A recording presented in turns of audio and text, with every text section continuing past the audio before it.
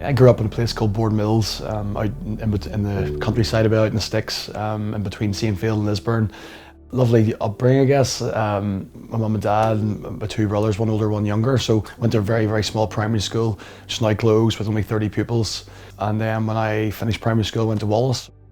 My first introduction to rugby was as a 5-year-old down at Malone Mini Rugby Club. My family had a big association with Malone Rugby Club, and my big brother was down as a 7-year-old, so I then was brought along to tag along. So my first day I was pretty much thrown into with kids a wee bit older than me, which I think was very important to my development. It toughened me up a wee bit. Till this day I have so many great memories of those times. I still have so many good friends who I met when I was 5, 6, 7 years of age, so it's pretty cool to be able to still have those friendships from such a long time ago. Wallace was amazing for me.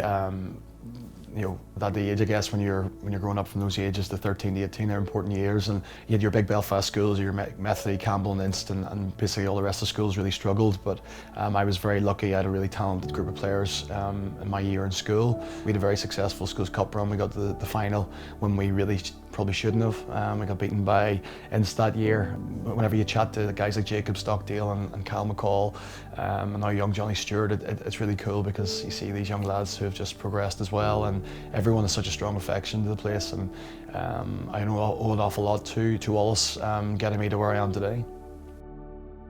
I was pinpointed, I guess, for Ulster schools and Irish schools. Went to Queen's to study geography, but was given an academy contract for 2 years, and then after that was given a development contract for 2 years. So they were fun years, but tough years as well. You know, I guess when you're young, you do have to sacrifice quite a bit. And for me, it took a wee bit longer than maybe some other people. And that development contract, when I got my first full contract, it took me another 6 months before I actually got my first cap. But it was about being patient, I guess. And at one stage, I went over to Glasgow to do my air traffic control exams, which is what my father did. Passed those, the first exam, and within 2 or 3 weeks, I got my first cap for Ulster and never looked back. I guess once I had my first Ulster cap, things sort of snowballed. I played every game for the rest of that season, and the following season then was fortunate enough to be brought on to the summer tour in Australia, New Zealand, Australia, and you know, I never, you know, my goal was to play for Ulster. You know, I never thought I would be anywhere near having a chance to play for Ireland. The way that my first cap came around is a bit surreal. My world was turned upside down when I lost my father. He was diagnosed with bowel cancer at Christmas 2009, and then in the spring of 2010, sadly, he suffered a stroke, which was a side effect of the intense treatment that he was getting. Because of that, then he was hospitalised and couldn't continue his treatment that he needed to attack the cancer. So it all sort of went downhill very quickly, sadly, and in the 8th of May 2010, he passed away. So, you know, as you can imagine, losing a loved one, your world's just turned upside down, and you try to cope with that. You try to continue normal life. Ultimately, my mum forced us to, and I know that my dad would have wanted us to basically stick to our normal routine, normal lives, and move on, which was difficult, but it certainly was the best thing for me, was to get back in a team environment amongst your friends and focus on something else. And luckily I had a lot to focus on, because in 4 weeks after that I was in the other side of the world. Luckily, you know, I got picked for Irish tour that year and got my first cap within 4 weeks of him passing away. So a surreal time in my life, I guess, that all these events happened so quickly.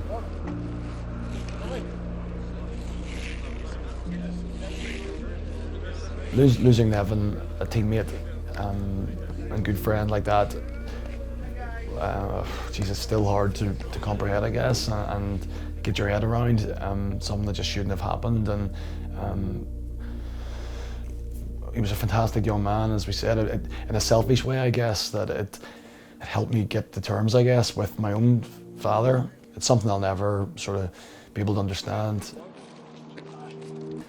What Ulster have done with the museum and the wee bits and pieces that we have of Nevin around the stadium, you know, it's wonderful. It's a way of us really remembering what a proper true person he was and what we all try to aspire to and stand for.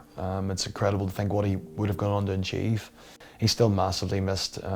I think that as the years have gone on, and obviously there's not as many people that would have actually played with Nevin or met Nevin, sadly, but anyone he did touch, he's still remembered, and we still miss him, an awful lot. It's Ireland's goal! It's Ireland's day!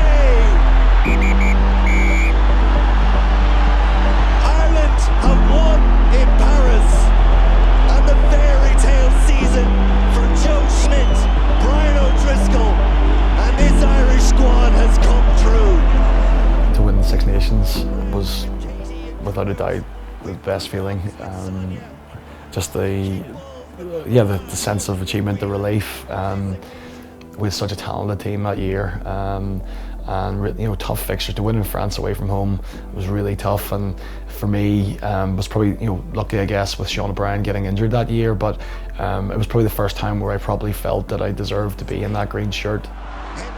Every time you go out and play for Ulster or Ireland, there is that sense of responsibility, I guess, and I certainly had that, where I didn't want to let myself down, but I felt at that stage I was my body was good, I was feeling strong and fit and healthy, and it was just a brilliant experience. And as I said, I never thought I was going to get one Irish cap, and the fact that in my 20s, 20 caps plus and won a Six Nations, amazing feeling, and great that no one, that's always going to be with me now, so very special. You want this? Sit. Sit. What? Well, I suffered a mini stroke the morning of a test match for Ireland against South Africa in November 2014. It was one of the biggest life events, shocks to me, my life.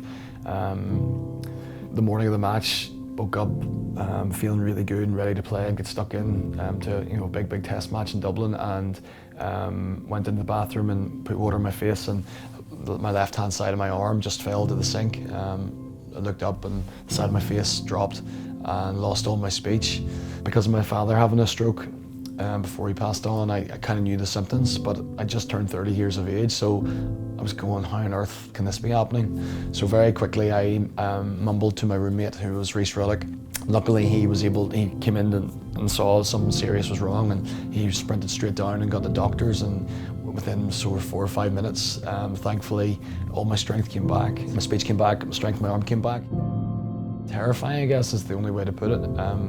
At that stage, rugby sort of went definitely in the back burner. It wasn't about, oh, am I going to play rugby again? It was, is this going to happen again? Am I going to be driving home or doing something in daily life and this happens again, or far worse? So, scary time. Luckily, I had great medical expertise with us.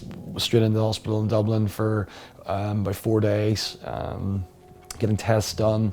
My mum and my wife were there at the time, and by my side the whole time, and lucky I had that support when you need it. And they got to the bottom of it very quickly. They realised I had a hole in my heart, and because of that, a clot went into my heart, and instead of getting cleaned out through the lungs, it went up into the brain, and that's where that happened. So, yeah, terrifying time.